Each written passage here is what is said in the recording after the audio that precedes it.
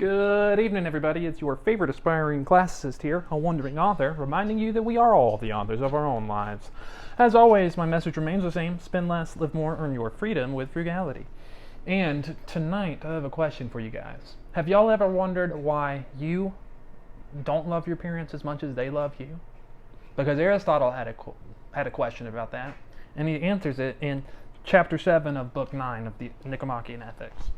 But to begin with, let's talk a little bit more about giving and receiving benefits, or benefactors.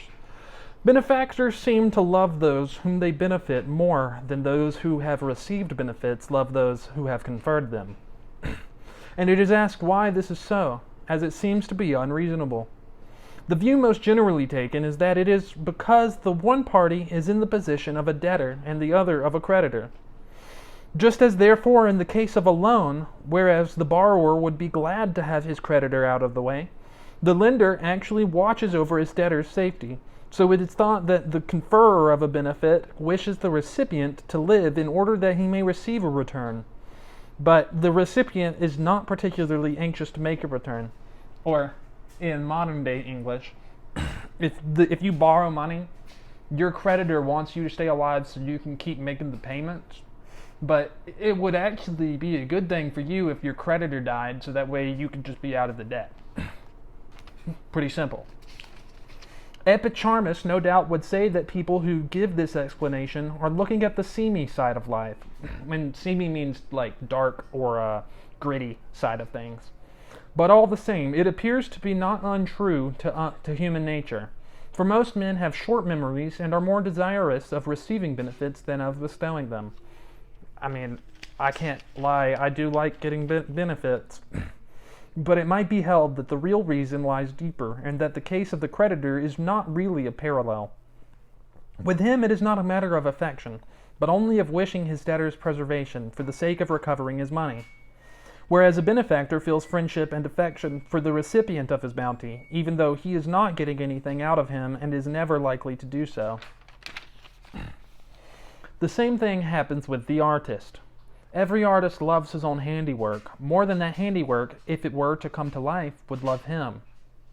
This is perhaps especially true of poets, who have an exaggerated affection for their own poems, and love them as parents love their children. The position of the benefactor then resembles that of the artist. The recipient of his bounty is his handiwork, and he therefore loves him more than his handiwork loves its maker. The reason of this is that all things desire and love existence, but we exist in activity, since we exist by living and doing. In a sense, one who has made something exists actively, and so he loves his handiwork because he loves existence. And I actually feel that way about the stuff that I create. This is in fact a fundamental principle of nature. What a thing is potentially, that its work reveals in actuality. Moreover, for the benefactor, there is an element of nobility in the act, and so he feels pleased with the person who is its object. But there is nothing noble for the recipient of the benefit in his relation to his benefactor. At most, it is profitable, and what is profitable is not so pleasant or lovable as what is noble. The doer's achievement, therefore, remains, for nobility or beauty is long-lived, but its utility to the recipient passes away. But while the actuality of the present, the hope of the future, and the memory of the past are all pleasant, actuality is the most pleasant of the three, and the most loved.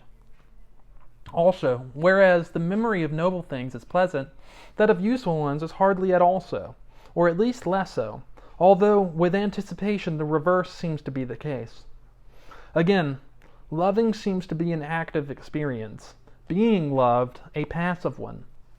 That's a really good quote. Loving seems to be an active experience, being loved a passive one. Hence, affection and the various forms of friendly feeling are naturally found in the more active party to the relationship. And again, everybody loves a thing if it has cost him trouble. For instance, those who have made money love money more than those who have inherited it. And that's definitely true. You always like your money more if you had to work to receive it. Now, to receive a benefit seems to involve no labor, but to confer one is an effort. This is why mothers love their children more than fathers, because parenthood costs the mother more trouble. This also then would seem to be a characteristic of benefactors. Okay. What are y'all doing in order to inspire, uplift, and empower your local community today? Because this world isn't changing unless we all do our part, and you can count on me to do mine daily. Until next time, I love y'all.